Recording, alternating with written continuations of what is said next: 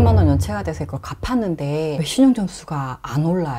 최근에 대출, 카드 이런 연체 소식들이 자주 보이죠. 특히나 2030 세대들의 연체율이 올라가고 있다, 뭐 40% 이상 육박한다, 이런 기사들이 보이더라고요. 금융감독원에서 2023년 상반기에 신용점수와 관련된 민원 사례들 Q&A를 같이 정리를 해서 여러분들이 궁금해할 만한 내용들을 추가를 해서 한번 가지고 와봤습니다. 첫 번째 질문인데요. 최근에 대출을 많이 받았어요. 신용점수에 영향을 미칠까요? 최근에 대출을 많이 받았거나 고금리 대출, 카드론이라든지 뭐 캐피탈이라든지 이자율이 굉장히 높은 대출들 있죠. 그리고 대부업까지 이런 고금리 대출을 여러분들이 받은 이력이 있으면 일시적으로 신용점수가 하락할 수가 있습니다. 자, 그래서 이런 내용이 있었다고 해요. 주택담보대출을 받은 후에 신용점수를 조회해보니까 835점이었는데 808점으로 하락했어요. 뭐 이 정도는 양호한 편입니다. 왜냐하면 대출을 받으면 일시적으로 부채가 늘어나기 때문에 신용점수에 영향을 미칠 수가 있어요. 그런데 문제는 고금리 대출, 제가 말한 이자율이 높은 대출을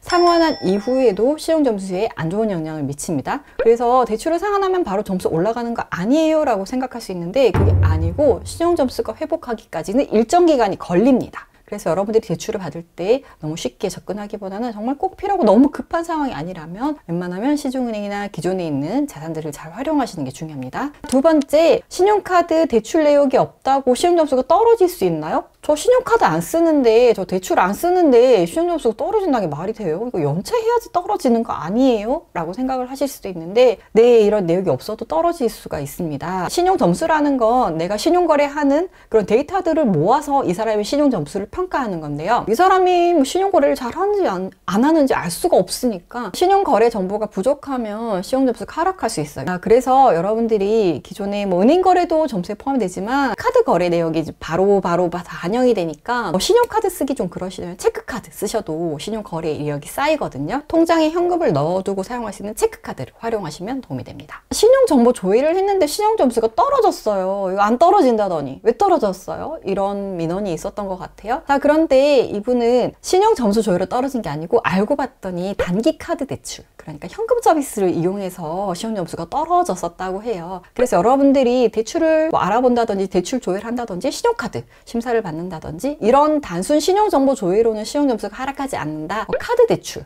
카드론이라든지 현금 서비스 이런 것들은 점수를 떨어뜨리니까 조심하셔야 돼요. 세 번째, 같은 대출은 개인 신용평가회사마다 똑같이 떨어지고 똑같이 올라가는 거 아닌가요? 신용점수를 조회해보면 KCB가 있고 나이스라는 곳이 있어요. 이 두 회사가 있는데 회사마다 범위나 반영하는 비율이나 비중 이런 게 달라요. 그래서 실제로 점수는 좀 다르게 나올 수가 있습니다. 예를 들어서 대출을 받은 후에 신용점수를 조회해봤을 때 A사에서는 상위 15%로 나왔다면 B사에서는 상위 8%로 나올 수 있죠. 7% 갭이 생기는 거죠. 그래서 이렇게 차이가 있을 수는 있습니다. 금융사에서는 이 두 곳의 신용점수를 중요하게 보고요. 또 요즘에는 대한신용평가라고 해서 이런 신용평가사에서 준 점수 외에도 자체적인 심사 모델을 가지고 있기도 해요. 그래서 이런 것들을 종합적으로 참고해서 거래 여부를 결정하니까요. 여러분들이 너무 신경 쓰진 않고 이게 떨어지지 않도록 잘 관리를 하시는 게 중요합니다. 자, 네 번째, 신속 채무 조정을 신청했는데 연체 정보가 집중되나요? 단어가 좀 생소하신 분들도 계실 것 같아요. 신속 채무 조정 제도는 두 곳 이상의 금융기관에 채무가 있으면서 연체한 기간이 30일 이하이거나 변제하지 못할 우려가 있는 사람을 대상으로 해주는 제도인데요. 원리금 상환이 힘들어서 이자만 낼 수 있도록 유예기간을 받는 제도를 신속 채무 조정 제도라고 하는데요. 이거는 유예를 받은 거니까 그럼 이건 연체 정보가 등록이 되나요? 이걸 물어보는 거거든요. 활용 시에는 연체 정보가 집중되지 않습니다. 단 기등록 단기 연체 정보는 해제가 된다고 해요. 그래서 연체 정보 삭제 요청을 할 수 있는 거죠. 저 신속 채무 조정 제도를 신청했고 이걸 활용할 거니까 이거는 좀 삭제해 주세요 라고 하면 조건이 되면 삭제를 해줍니다. 연체하는 것보다 신속 채무 조정 제도를 활용하시는 게 좋은 게 이게 단기 연체 정보에 등록이 되지 않기 때문에 차후에 신용 회복에 더 유리한 조건을 가져갈 수가 있기 때문에 그냥 연체를 하지 마시고 이런 제도들을 적극적으로 활용해 보시는 게 좋습니다. 그럼 10만 원 단기 연체는 괜찮다고 알고 있는데 그건 뭔가요? 10만 원 단기 연체 이 금액이 굉장히 중요한데 이 기준에 대해서 좀 명확하게 알려드릴게요. 우선 대출 단기 연체의 기준은 10만 원 이상 5영업일 이상 연체를 한 경우인데요. 그럼 만약 10만 원 미만 연체를 하게 됐다. 이런 경우에는 연체 기록이 등록이 되진 않아요.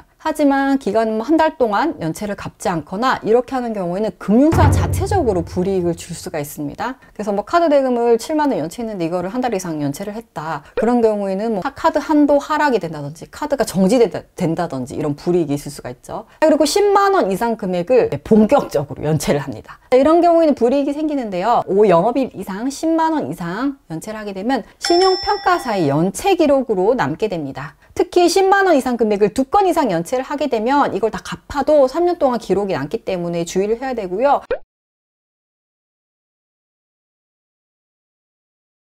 자, 그리고 국세나 지방세 그리고 이런 것들도 연체 기록이 등재가 되는데 500만 원 이상인 경우 국세, 지방세, 과태료도 연체가 되면 기록이 남아요. 그래서 이걸 다 갚더라도 5년 동안 연체 기록이 남습니다. 그리고 이것들을 연체를 했을 때 소상공인 대출과 같은 이런 국가 지원을 받을 수 없기 때문에 세금 미납은 절대로 하시면 안 됩니다. 대출을 연체하면 어떤 불이익이 있나요? 굉장히 많은 불이익이 있지만 정리를 한번 해볼까요? 우선 대출 금리, 내가 내는 대출 이자에 연체이자까지 더해서 내야 하고요. 그리고 연체가 돼서 신용정보 기록이 남으면 신용점수 떨어지죠. 그리고 이 기록에 남아있는 신용점수 쉽게 안 올라가죠. 그러면 다른 대출 받을 때 한도가 줄어들거나 대출 거절이 될 수가 있습니다. 소액 연체라고 해서 별로 신경을 안 썼는데 이게 만약에 기록이 남았어요. 3년 동안 따라다닌 기록이 남아버렸어. 그런데 그 사이에 난 잊고 대출을 받으러 갔어요.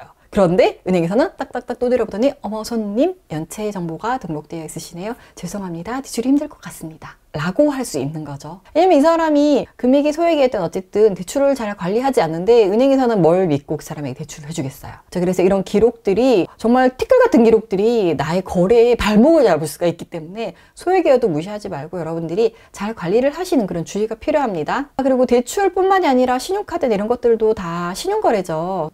일종의 대출이라고 볼 수 있는데요. 신용점수가 떨어지면은 대출 카드 한도가 줄어들 수도 있고 뭐 카드 정지가 될 수도 있습니다. 정지가 되면 어떻게 돼? 결제가 안 되죠. 그러면 결제를 하러 갔는데 손님 이 카드 결제가 안 됩니다. 정상 승인이 안 돼요. 라고 할 수가 있어요. 그래서 이런 것들도 잘 관리를 하셔야 되고 자 그리고 대출 연체가 기간이 길어지면 그냥 연체로 끝나냐? 아니요. 금융사에서는 채권 추심이란 걸 하게 됩니다. 이게 뭐냐면 내 돈 돌려줘 라고 법적 절차를 진행을 하게 되는데요. 채권 추심을 밟게 되면 어떤 일이 벌어지냐면 금융사에서 법적 절차를 밟았기 때문에 금융사는 압류가 들어와요. 압류가 들어오면 이 사람이 어디에 지금 연체가 되어 있어가지고 이 돈을 상환할 때까지 이 통장에 압류를 걸어주세요 하면 이 통장 거래가 정지가 됩니다. 이 통장 돈을 뺄 수가 없어요.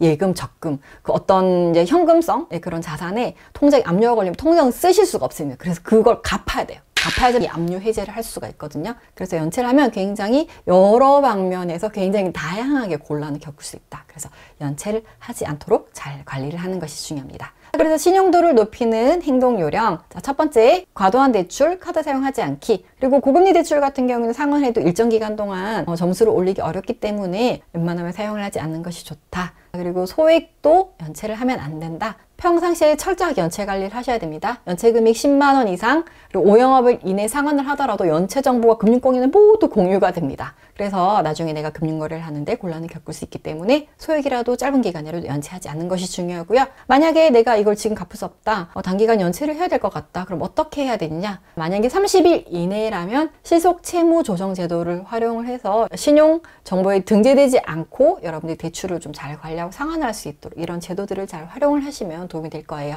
이렇게 단기간 짧은 소액 짧은 기간 연체를 했는데 굉장히 많은 고초를 겪어야 되죠. 그래서 신용등급 하락이나 이런 불이익들 본인이 감수해야 되는 거예요. 누가 대신 해줄 수도 없고 어떻게 아무리 여러분들이 상황을 설명하고 읍소를 해도 어떻게 도와줄 수 있는 게 없어요. 이게 정해진 기준이 있기 때문에. 그래서 항상 여러분들이 가져야 되는 습관은 대출금이나 카드 대금이 정상 납입이 되었는지 내가 내는 날짜들이 있잖아요. 이자를 내는 날, 카드 대금을 내는 날 정상적으로 다 출금이 잘 되었는지 이걸 꼭꼭 잘 확인하셔야 합니다. 그래야지 나중에 곤란한 일을 겪지 않을 수 있어요. 오늘은 신용점수 그리고 어떻게 대출을 관리해야 되는지 신용점수 관리 꿀팁에 대해서 한번 알아봤습니다. 오늘 영상 도움이 되셨다면 좋아요 많이 눌러주시고요. 주변에 공유도 많이 해주시고요. 여러분들이 궁금한 내용 있다면 댓글로 그리고 이런 내용 다뤄주세요. 댓글로 남겨주시면 제가 다음 컨텐츠를 만드는데 참고를 하도록 하겠습니다. 그럼 우린 다음 영상에서 또 만나요. 안녕!